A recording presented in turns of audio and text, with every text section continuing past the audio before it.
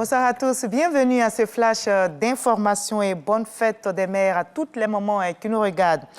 Nommé ministre-gouverneur du district autonome du Denguélé, Gaoussou Touré a été investi.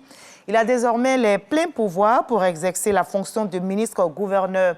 La cérémonie d'investiture s'est déroulée hier à Odiéné. C'était en présence de plusieurs membres du gouvernement. La ministre d'État, Kandia Camara, au nom du Premier ministre, a appelé l'ensemble des élus et cadres des régions du Folon et du Kabadougou à l'union pour propulser le développement du district du Denguélé. On en reparle ce soir à 20h. Un comité d'affectation des nouveaux fonctionnaires dans les ministères vient d'être mis en place. C'est une initiative de la ministre de la fonction publique et de la modernisation de l'administration. Anne Ouloto veut ainsi organiser une meilleure planification des affectations et des mises à disposition dans les ministères. Notez que ce comité est composé de 10 membres. Grâce Kando. 16 127 nouveaux fonctionnaires au titre de l'année 2019 affectés dans les différents ministères.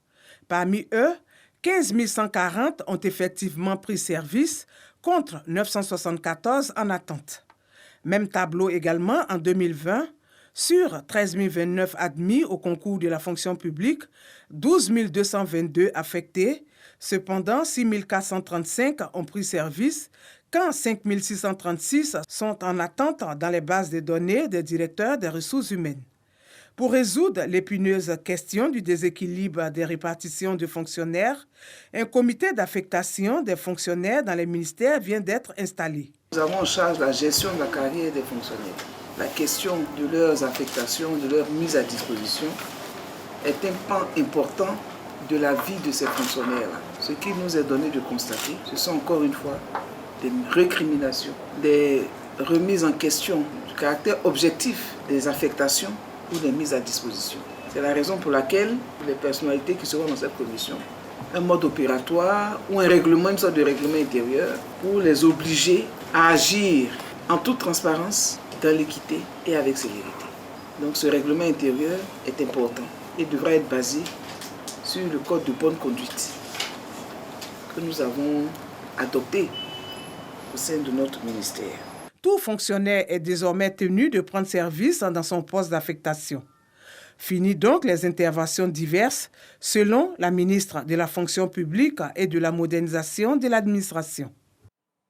Et on note hommage de tout ceci que ce dimanche 29 mai est dédié à toutes les mamans. C'est leur fête et l'humanité leur rend hommage. La Côte d'Ivoire sacrifie à la tradition. À Yamoussoukro, par exemple, les mamans ont été magnifiées. Le ministre Souleymane Dirassouba leur a offert de nombreux présents.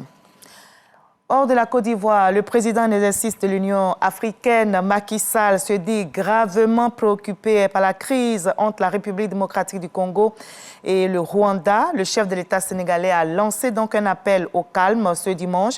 Pour rappel, hier samedi, des affrontements entre l'armée soutenue par les casques bleus et la rébellion du M23 ont eu lieu au nord de la ville de Goma, une zone frontalière avec le Rwanda. Ce pays voisin est accusé par Kinshasa de soutenir le mouvement rebelle du M23.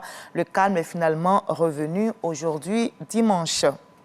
Au Brésil, des pluies torrentielles frappent depuis mardi la région de Recife dans le nord-est.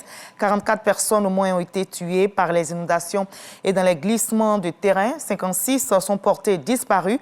Plus de 1300 personnes ont perdu leur foyer. Le président Jair Bolsonaro annonce le déploiement des troupes du ministère de la Défense pour aider les opérations de secours et porter assistance aux familles sinistrées. L'état d'urgence a été proclamé dans 13 municipalités. 6 ans après la signature d'un accord de paix historique avec la guérilla des FARC, la Colombie élit son président. C'est jour de vote aujourd'hui dimanche et notez que près de 39 millions d'électeurs sont aux urnes où ils vont élire, donc choisir entre 6 candidats pour désigner un remplaçant au président conservateur sortant, Ivan Duque, qui ne peut pas se représenter. Et moi, je vous retrouve avec plaisir à 20h pour la grande édition. À tout à l'heure.